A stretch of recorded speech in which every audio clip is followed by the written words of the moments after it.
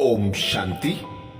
हम मनन कर रहे हैं राजयोगी जीवन की आधारशिला ब्रह्मा भोजन से अनेक दीदी दादियों वरिष्ठ भाई बहनों के अनुभव, जिसमें इससे पहले हमने आरती दीदी जी जो इंदौर जोन की संचालक हैं उनका अनुभव आधा सुना था। अब आगे से शुरू करते हैं।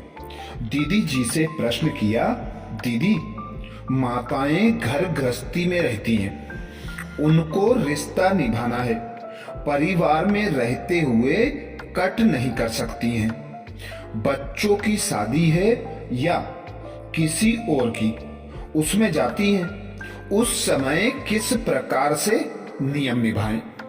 दीदी माताएं घर गृहस्थी में रहती हैं, उनको रिश्ता निभाना है, परिवार में रहते हुए कट नहीं कर सकती हैं। बच्चों की शादी है या किसी और की, उसमें जाती हैं, उस समय किस प्रकार से नियम निभाएं? उत्तर में दीदी समझाती, अगर गृहस्थ में रहने वाली माताएं पक्की होंगी तो वे बाहर नहीं खाएंगी, चाहे कितना भी लौकिक परिवार हो, कैसा भी हो, वे पहले ही बता देंगी। जैसे हमारे यहाँ एक परिवार है, उनके वहां शादी होने वाली थी लड़के की।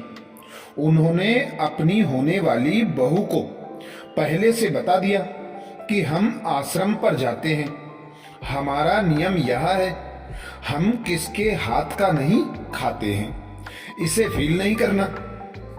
पहले से उसको ज्ञान का कोर्स कराया तो उसने कोई विरोध नहीं किया, उसके माता पिता ने भी कोई विरोध नहीं किया।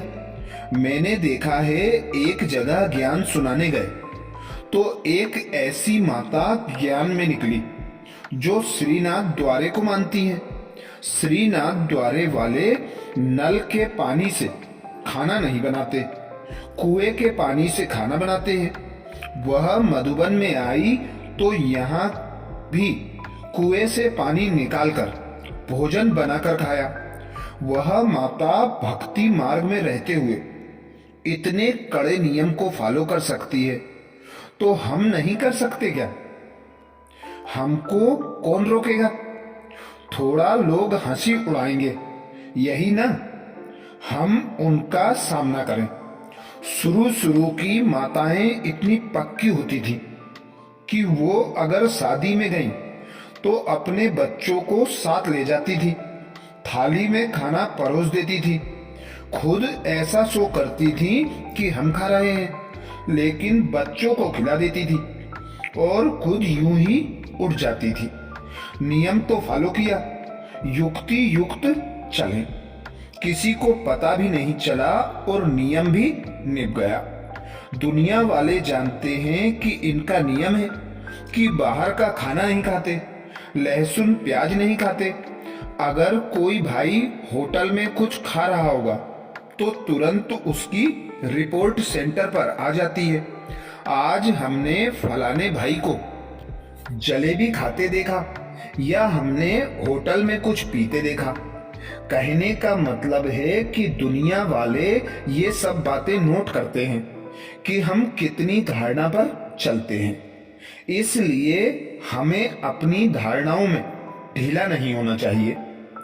अगला प्रश्न दीदी जी से, दीदी शादी के घर में गए हैं, वहां पर अगर खाना बना के खाते हैं, लेकिन वहां के वाइब्रेशन तो और प्रकार के होते हैं, उस टाइम पर क्या करें?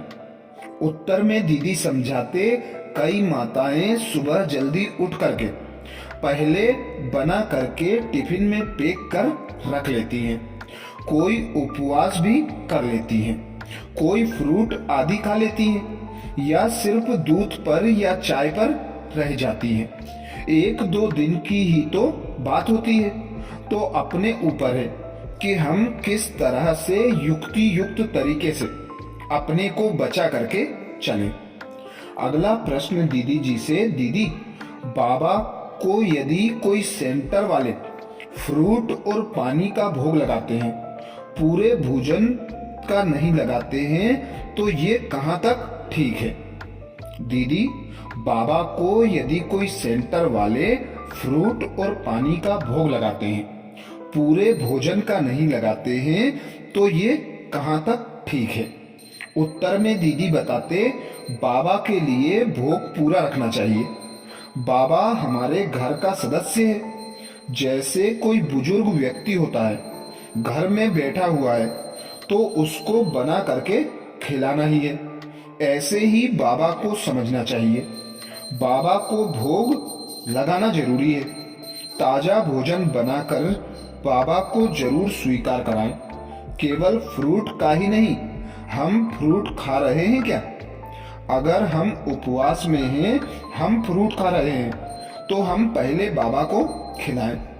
अगर हम सब खाना खा रहे हैं और बाबा को फ्रूट दें, तो वो ठीक बात नहीं है ना। इसलिए विधिवत थाली सजाकर, बाकायदा टेबल या चौकी पर रखकर, भोग का कपड़ा डालकर बाबा का आह्वान करें, उनको बुलाएं। बुलाने के बाद भोग स्वीकार कराएं। 10 मिनट 15 मिनट तो हम कम से कम बाबा को भोग स्वीकार जरूर कराएं, और विधि पूर्वक कराएं तो अच्छा होगा। अगला प्रश्न दीदी जी से, दीदी, क्या भोग में भोजन के साथ फ्रूट रख सकते हैं?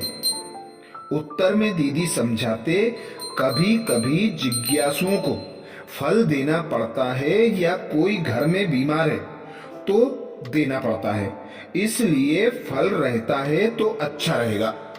फल रखिए, ड्राई फ्रूट रखिए, ड्राई फ्रूट खराब नहीं होता है। आप किसी को देना चाहें तो प्रसाद के रूप में दे सकते हैं। ये सभी चीजें हमें रखनी चाहिए। अगला प्रश्न दीदी जी से, दीदी, अमृत का क्या महत्व है? उत्तर में दीदी समझाते, अमृत का महत्व तो बहुत है। जैसे भक्ति मार्ग में चरणामृत का महत्व है, वैसे यहाँ अमृत का महत्व है। अमृत जैसे मधुबन में बनता है, वैसा ही बनना चाहिए। अमृत का प्रभाव बहुत पड़ता है। अमृत सब लोग चाहते हैं कि हम पी लें, इसलिए अमृत रखना बहुत आवश्यक है। पानी को थोड़ा गुनगुना कर लीजिए, बहुत ठंडा नहीं हो। शक्कर या शहद मिलाइए। शहद नेचुरल मिठास मानी जाती है।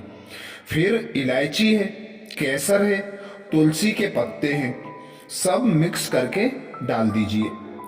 उसके बाद आप दीजिए तो टेस्ट ही बिल्कुल अलग होता है। अगला प्रश्न दीदी जी से, दीदी, हम लोग खाने के साथ सादा पानी पीते हैं, लेकिन बाबा को मीठा क्यों पिलाएं? प्रश्न किया, दीदी जी, हम लोग खाना खाने के समय सादा पानी पीते हैं, लेकिन बाबा को मीठा क्यों पिलाएं? उत्तर में दीदी समझाती, मीठा हर समय नहीं पिलाते हैं, सिर्फ भोग जब लगाते हैं ना, सतगुरु बार के दिन, तब। बाकी दिन आप सादा पानी रख सकते हैं। हर समय मीठा पानी रखने की आवश्यकता नहीं है। अगला प्रश्न दीदी जी से, दीदी, बाबा को कौन सा भोग स्वीकार्य होता है? बाबा को कौन सा भोग स्वीकार्य होता है? उत्तर में दीदी समझाते, जो बाबा की याद में बनाया हुआ हो।